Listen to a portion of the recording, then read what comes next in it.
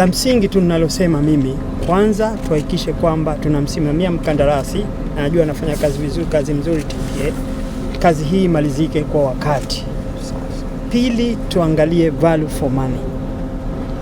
Pesa tunaingiza bilioni 433 ama 35, lazima tupate value for money. Hatuna wasiwasi, TPA wana uwezo mkubwa, wamesimamia miradi mingi, tunaamini kwamba tutapata value for money.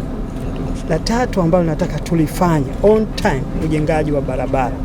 Kama ulivyosema, tusije tukakaa mpaka mwisho wa mradi tunaanza kujenga barabara, kwa sababu tukisubiri mpaka mwisho wa mradi then itakuwa kuja huku kilomita 17 hizi kwa magari makubwa inaweza kuchukua masaa na magari yatakuwa mengi.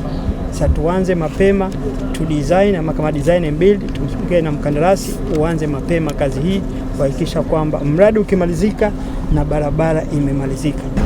Mheshimiwa Waziri, mpaka sasa hivi mradi huu umefika 25% na tunategemea kwamba utakamilika baada ya miezi 30 kutokea ilipoanza tarehe 7 Januari mwaka 2025, na hiyo itapelekea sasa kupata faida zifuatazo. Kubwa zaidi ni utunzaji wa mazingira. Kama unavyofahamu Mheshimiwa Waziri, tumekuwa tukihudumia mzigo mchafu sana ni coal katika bandari yetu ya Mtwara iliyopo mjini kule, na hiyo ilikuwa inaleta athari za kimazingira. Sasa serikali iliona ili kuwa na suluhisho la muda mrefu basi na kuwajali wananchi wetu, ilibidi tujenge bandari hii.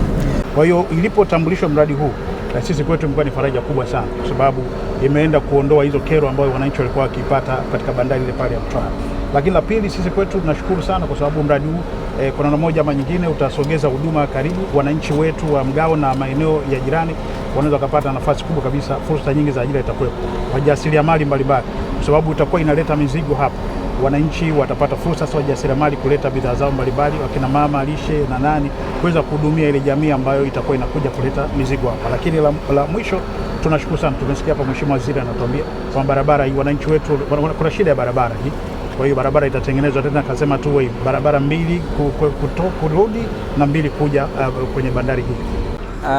Pia tunamshukuru Mheshimiwa Rais kwa kuweza kutenga bajeti ya kuweza kufanya mradi huu mkubwa